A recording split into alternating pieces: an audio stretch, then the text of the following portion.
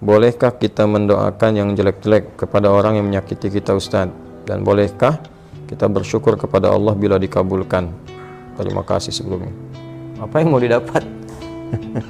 Ya, kita share satu aja ya. Dalam Al-Quran itu ada ayat di Al-Quran surah ketiga Ali Imran ayat 128 sampai 129. Ini saya berikan gambaran kisahnya dulu.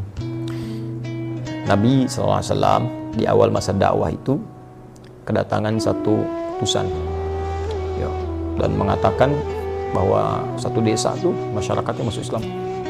Senang Nabi, lalu minta orang-orang itu untuk dikirimkan dai untuk mengajar. Dikirim oleh Nabi 70 orang, dalam riwayat disebutkan kurang lebih 70 orang penghafal Quran ya, ahli Quran, orang-orang yang menguasai agama dengan baik pada masa itu ya, dengan kadar yang mungkin didapatkan pada saat itu. Dikirimkan secara singkat. Ketika sampai di sebuah distrik namanya Bi'r Ma'unah, tiba-tiba ternyata orang-orang itu dianiaya, bahkan kemudian dieksekusi. Nabi mendapat kabar dari malaikat sedang menunaikan sholat. Ada beberapa versi riwayatnya, ada yang menyebutkan sedang sholat subuh, ada yang menyebutkan riwayatnya sebelum ruku, ada yang setelah ruku saat i'tidal, ada yang menyebutkan juga di sholat yang lain ya. Intinya informasi itu sampai kepada Nabi, dan Nabi mendoakan, ya Allahumma al'an kita, Allahumma adzibhum, ya Allah tolong laknat Bani Fulan ya, kemudian tolong hukum mereka dan seterusnya. Itu berlangsung selama sebulan. Doanya terasa keras ya, tolong hukum Bani Fulan, tolong hukum mereka, tolong laknat mereka. Apa yang terjadi? Kemudian Allah turunkan Al-Quran surah ketiga Ali Imran ayat 128. Ya, laisa laka minal amri syai'un aw yatuba 'alaihim aw yu'adzibahum fa innahum zalimun.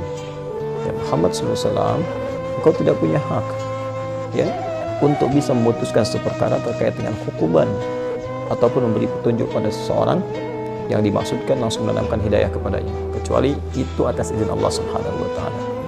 Namun yang paling indah, Allah ingin memberikan sebuah arahan seperti ini. Ya, ini sifat maksum Nabi. Jadi ini bagian dari sifat maksum Nabi yang kalau di situ ada sesuatu yang kurang tepat, Allah luruskan. Berhak Nabi meminta. Ya, berhak Nabi meminta. Ya Allah, hukum si fulan, berikan hukuman si fulan, berhak. Tapi Allah berikan satu arahan yang lain dengan hikmah tertentu. Ya, Allah ingin sampaikan bahwa kalau di awal masa dakwah sedang meminta seperti ini, nanti umat itu tidak akan tersisa seperti umat-umat yang sebelumnya. Ya, pernah berbuat zalim, kemudian nabinya meminta kepada Allah dihukum, hukum selesai. Tapi Allah ingin berikan sebuah pelajaran bahwa ke depan akan ada ujian lebih besar daripada ini. Maka diberikan sebuah tahapan bersabar, sabar, sampai kesabaran itu kemudian memuncak, sampai kemudian pada tingkat maksimal sehingga bisa mengatasi tantangan yang lebih berat lagi. Karena kalau persoalan wafat, ajal juga sudah tiba, ya, sesuai dengan ajal. Hanya nanti tentunya ada balasan-balasan dari Allah. Ada yang karena tidak tahu, mungkin bisa dengan itu kemudian diberikan petunjuk untuk bertobat. Ada yang sengaja melakukan, Allah kirimkan kemudian hukuman, nanti akan turun kemudian hukuman-hukuman berikutnya. Bukan berarti pembuat kesalahan tidak kemudian diproses.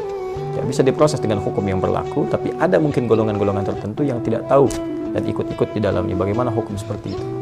Maka Allah turunkan tadi ayat. Setelah ayat itu turun, maka Nabi merubah doanya. Perhatikan doanya. Allahumma hdini fi man hadait, wa afini fi man afait, wa tawallani fi man tawallait, wa barik li fi ma atait. Ya. Kalau kita jamakkan, Allahumma hdina fi man hadait, wa afina fi man afait, wa tawallana fi man tawallait, wa barik lana fi ma atait, wa qina syarra ma qadait. Allahumma hdina fi man hadait, ya Allah, mohon berikan aku hidayah, berikan kami hidayah, dan tempatkan kami di tempat-tempat yang orang mendapat hidayah. Wa'afina fi man afait, sehatkan kami ya Allah, dan tempatkan kami di tempat orang-orang yang sehat. Kalau Anda kerja di tempat orang sehat, Anda bertetangga dengan orang sehat, orang itu dapat hidayah, di kantor dapat hidayah, jadi baik orangnya. Tawallana fi man tawallait, palingkan kami dari apa yang Kau tidak sukai, dan tempatkan kami di tempat-tempat orang-orang yang berpaling dari apa yang tidak Kau sukai. Barik lana fi ma atait, berikan keberkahan pada kami ya Allah dari setiap pemberian-Mu. Ya, indah.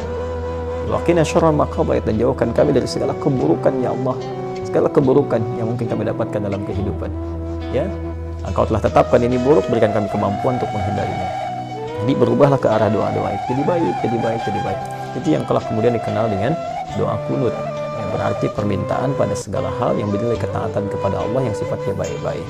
Jadi kalau Allah saja mengarahkan Nabi untuk mendoakan perilaku buruk dengan kebaikan, maka kita lebih layak untuk mengikuti tuntunan Nabi SAW. Kita doakan yang baik. Ya, toh mohon maaf dia mencela kita itu, celaan dia, ketika keluar celahannya itu sudah memberikan pahala kepada kita. Kenapa harus dengan mencela kembali sehingga mengembalikan pahala yang telah kita dapatkan? Nah, yang kedua, kalau hati kita sudah lapang dengan memaafkan, bukan berarti persoalan dia selesai. Persoalan kita dengan dia diselesaikan oleh Allah. Allah akan lupakan beban-beban pada diri kita tentang dia, dihapuskan. Jadi kita nggak capek mikirin dia hilang. Tapi kalau dia belum minta maaf kepada kita, persoalan dia dengan kita belum selesai. Dan dia akan berhadapan dengan Allah di hari kiamat nanti. Ini nggak ada ruginya, kita dapat pahala. Ya, yang kedua, transferan dari dia tadi, kemudian kita dilupakan oleh Allah tentang perkara dia. Yang ketiga, dia tetap punya urusan dengan Allah sampai dengan hari kiamat. Dan berita baiknya, jika Anda mampu melapangkan hati untuk memaafkan orang lain pada hal yang terkait dengan pribadi Anda dan tidak terkait dengan turunan hukum yang lain. Ya, turunan hukum maksudnya kalau utang, ya, kalau memaafkan itu bukan berarti utangnya lunas. Ya, tetap kita maafkan, misalnya berlaku kelirunya, utangnya tetap kemudian diselesaikan. Kecuali kalau Anda ingin bersedekah. Ya, atau orang misalnya melakukan tindakan kriminal yang dahsyat, kita maafkan. Ya, maaf, tapi kriminal itu tetap diproses untuk memberikan pembelajaran hukum. Kalau secara hukum itu harus diselesaikan. Nah, kalau Anda bisa lapangkan hati seperti ini, maka Allah janjikan di Quran surah ketiga Ali Imran ayat 133 sampai 134. Wasari'u ila magfiratin min rabbikum wa jannatin 'arduha as-samawati wal ardu u'iddat lil muttaqin. Bergegaslah Anda untuk evaluasi diri, minta ampunan sama Allah, dan berharaplah, berusaha untuk mendapatkan satu surga yang luasnya seluas langit dan bumi, disediakan bagi orang takwa. Siapa orang takwa di situ? Amalannya 134. Alladzina yunfiquna fis sarai wad dharra, orang gemar berbagi dalam keadaan lapang ataupun sulit. Kalau lapang berbagi biasa, ini sulit berbagi masih mau. Ya. Nah, wal kadhimina al-ghaidha, yang sanggup menahan amarah, wal 'afina 'anil nas, yang mampu memaafkan kesalahan orang lain. Allahu yuhibbul muhsinin, Allah cinta kepada para pelaku-pelaku kebaikan. Barangkali Anda lulus ujian yang lain, ujian sholat bagus, zakat bagus, tapi Allah ingin menguji Anda dengan hadiah terbesar, yaitu surga seluas langit dan bumi. Dapatkan itu, dan disitulah kesempatannya. Kalau hadiahnya kecil, mungkin ujiannya kecil. Hadiahnya power bank, mungkin ujiannya kecil. Tapi hadiahnya surga, setiap yang didambakan, masa harus tantangannya ringan. Semoga Allah memuliakan kita. Terima kasih. Assalamualaikum warahmatullahi wabarakatuh.